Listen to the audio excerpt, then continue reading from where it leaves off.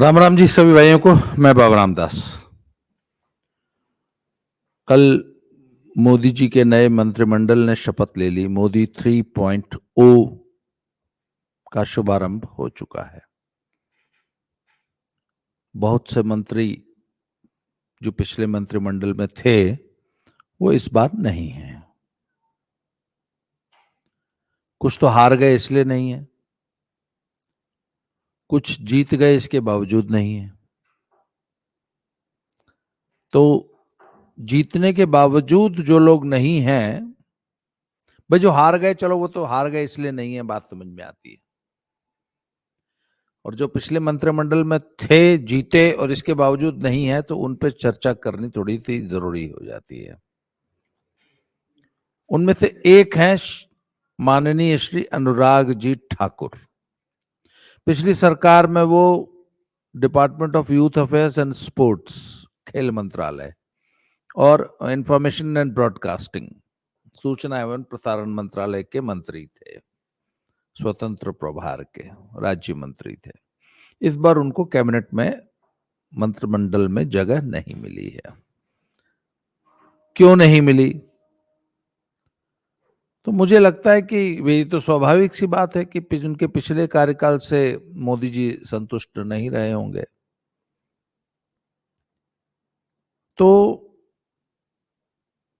मैं उनकी जो performance information and broadcasting minister के रूप में, तो उस पर अभी इस वीडियो में चर्चा नहीं करूंगा।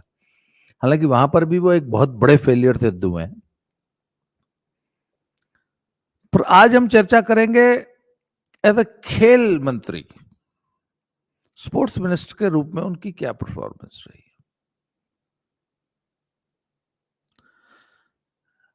एक तरफ देखें तो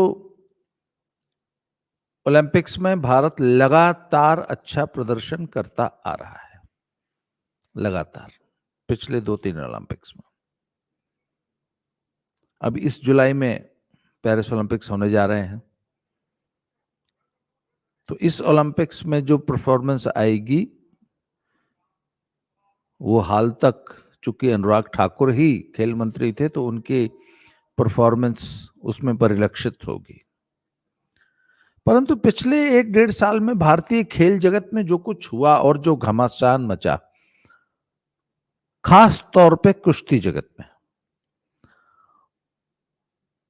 ये पूरा का पूरा षड्यंत्र जो भारतीय कुश्ती में हुआ, मैं आज से नहीं, पिछले 1.5 साल से, 1.25-2 साल से, जब से हमारे पहलवान जी लोग जंतर मंत्र पे धरने पे बैठे थे, उसी दिन से मैं ये आरोप लगाता रहा हूं कि इसके पीछे बहुत बड़ा षड्यंत्र हुआ है। और उस षड्यंत्र में खेल मंत्री अनुराग ठाकुर और DG Sai, sports authority of India के डीजी शामिल रहे हैं।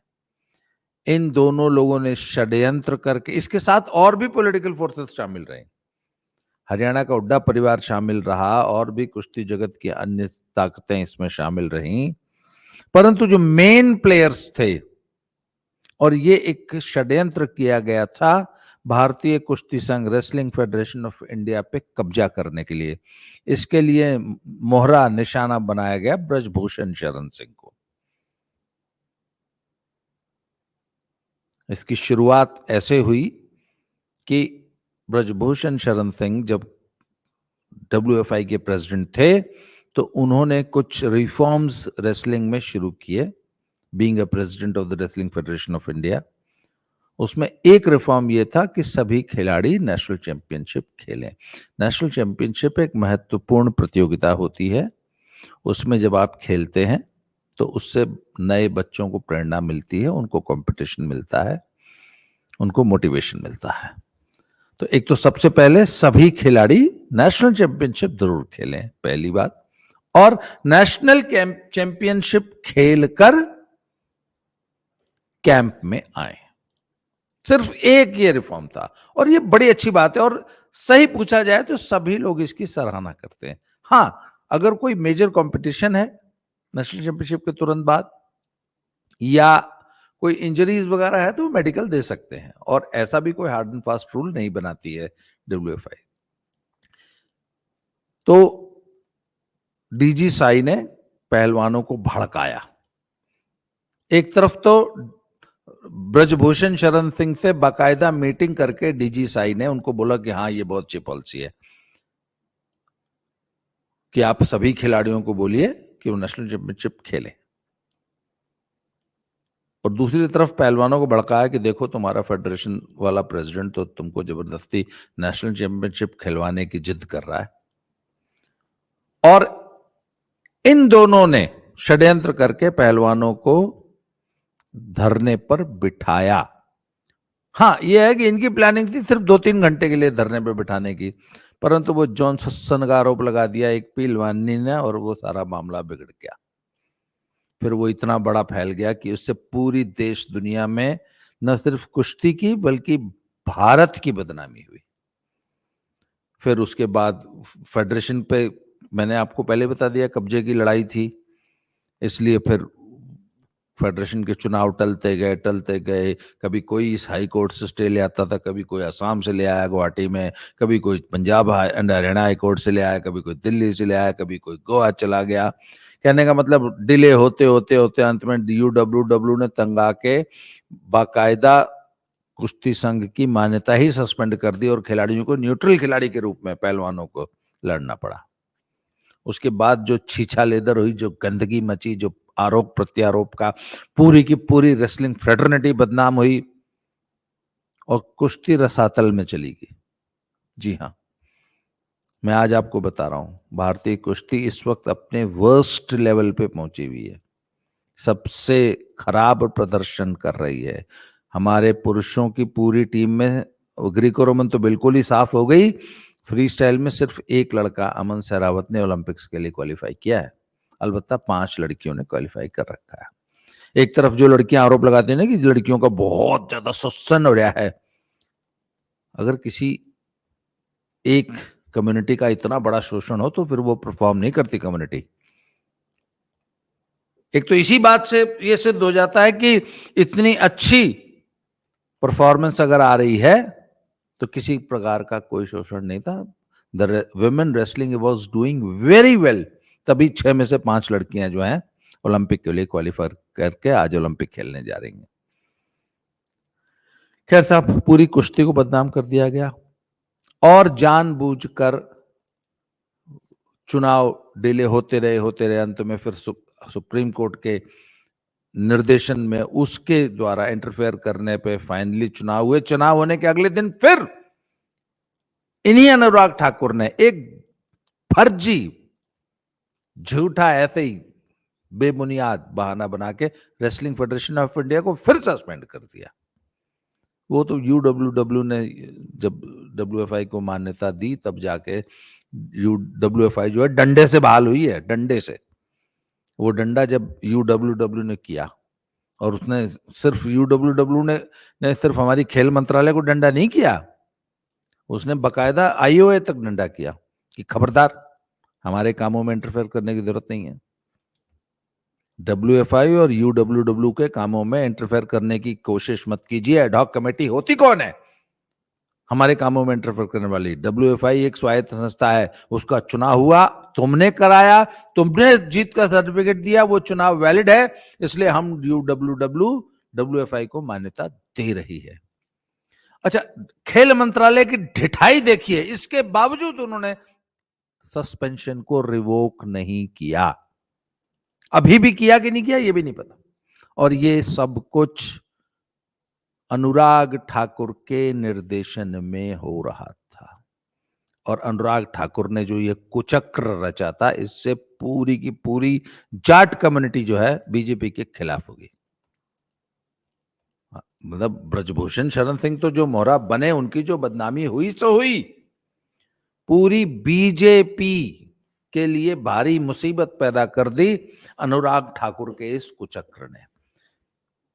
हर टीवी कार्यक्रम में ब्रजभूषण सिंह का नाम लेके बीजेपी को कोसा जाता था उन आरोपों के लिए कि जो कि पूरी तरह झूठे और बेबुनियाद थे, और ये सारा कुचक्र अनुराग ठाकुर का रचा हुआ था। इसी की सजा मिली है, ये सजा दी गई है। ब्रजभूषण सिंह ने तभी भाजपा हाईकमांड को, पूरी लीडरशिप को अवगत करा दिया था कि मेरे ऊपर झूठे आरोप लगाए गए हैं, सिर्फ WFI पे कब्जा करने के लिए लगाए गए हैं, और तुम्हारा ये मंत्री ये सारा प्रपंच रच रहा है दिल्ली में बैठ के। और नतीजा ये हुआ कि चुनाव जीतने के बावजूद अनुराग ठाकुर को लात मार के मंत्रालय से निकाल दिया गया है। मैं ये पूरे मतलब अधिकार पूर्वक पब्लिकली ये आरोप लगा रहा हूं, और आज से नहीं, पिछले 1.5 साल से लगा रहा हूं। और अब समय आ गया है कि डीजी साई को भी उसकी जिम्मेवारियों से मुक्त करके स्पोर्ट्स अथॉरिटी ऑफ इंडिया को भी इस व्यक्ति से, क्योंकि ये ऑलरेडी 2 बार एक्सटेंशन पा चुका है, इसमें ऐसे कौन से सुरखाब पेपर लगे हैं या ऐसी। और मैं आपको बता रहा हूं, ये अनुराग ठाकुर के षड्यंत्रों, उनके निकम्मेपन, नकारापन का ही नतीजा है कि मैं आज आपको बता रहा हूं, ये जो आने वाला ओलंपिक है इसमें इंडिया की वर्स्ट परफॉर्मेंस आएगी। रेसलिंग की तो आएगी आएगी, अन्य गेम्स की भी। मैं बता रहा हूं, पिछले 2 ओलंपिक्स में जो शानदार प्रदर्शन किया था भारत ने, इस ओलंपिक में खराब प्रदर्शन होगा, और इसका ठीकरा, इसका दोष पूरा का पूरा अनुराग ठाकुर पे रहेगा। और देर आए दुरुस्त आए, कायदन इस आदमी को 2 साल पहले खेल मंत्रालय से हटाया जाना चाहिए था। खैर, अब जब नया मंत्रिमंडल बना है तो उसको जगह नहीं मिली है। मुझे इस बात की बड़ी खुशी है कि एक निकम्मा, नकारा, षड्यंत्रकारी जो है, पार्टी द्रोही, अपने निजी फायदे के लिए, अच्छा पॉलिटिकल फायदे के लिए अगर कुछ किया हो तो समझ में आता, अपने निजी फायदे के लिए सिर्फ फेडरेशन पर कब्जा करने की, ये फेडरेशन पर कब्जा करने की नीयत इनफैक्ट अनुराग ठाकुर की थी। ये पहलवान तो मोहरा थे। अच्छा, इसने हिमाचल की जो कुश्ती फेडरेशन है वो कौन है? इसी के गुर्गे हैं। अनुराग ठाकुर ने हिमाचल में अपनी फेडरेशन बनवा रखी है, इसीलिए वो WFI पर भी कब्जा करना चाहता था। और इस आदमी ने अपने षड्यंत्रों के कारण पूरी कुश्ती का सत्यानाश करके रख दिया। आज पूरी कुश्ती सफर कर रही है, पूरी कुश्ती दुनिया में बदनाम हुई। परफॉर्मेंस तो गई सो गई, जो बदनामी हुई है, हमारी बच्चियों की बदनामी हुई, हमारे कोचेस की बदनामी हुई, हमारी पूरी स्पोर्ट्स फ्रेटर्निटी बदनाम हुई, पूरा साई सेंटर, लखनऊ का पूरा सेंटर बदनाम हो गया, साई बदनाम हो गई। हमारे बेचारे कोचेस जो दिन रात मेहनत करते हैं वो बदनाम हो गए। जो आदमी अपना परिवार छोड़ छोड़ के साल साल 2-2 साल कैंपों में पड़ा रहता है और सुबह 4 बजे उठ के ग्राउंड में पहुंच जाता है, उनको ऐसे मतलब ऐसे ऐसे आरोप लगाए जा रहे हैं कि मेरा कोच मुझे पानी में डोप मिला के पिला देगा। फिर भी वो बेचारे कोच की छाती देख लो कि फिर भी वो ऐसे एहसान फरामोश खिलाड़ियों का पसीना पहुंच रहा है, उनको ट्रेनिंग दे रहा है, उनको कोचिंग दे रहा है, उनके लिए चिल्ला रहा है कि हाँ बेटा, शाबाश शाबाश शाबाश। तो अनुराग ठाकुर ने भारतीय स्पोर्ट्स का, स्पेशली कुश्ती का, वो नुकसान किया है जिसकी भरपाई करने में 10 साल लगेंगे। खैर, तब देर आए दुरुस्त आए, अनुराग ठाकुर को न सिर्फ खेल मंत्रालय से बल्कि इस मंत्रिमंडल से जो निकाल दिया गया, उसके लिए मैं बड़ा खुश हूं। अंत में न्याय किया ईश्वर ने। आज के लिए इस वीडियो में इतना ही, अगले वीडियो में फिर से मिलते हैं जी। Thank you very much.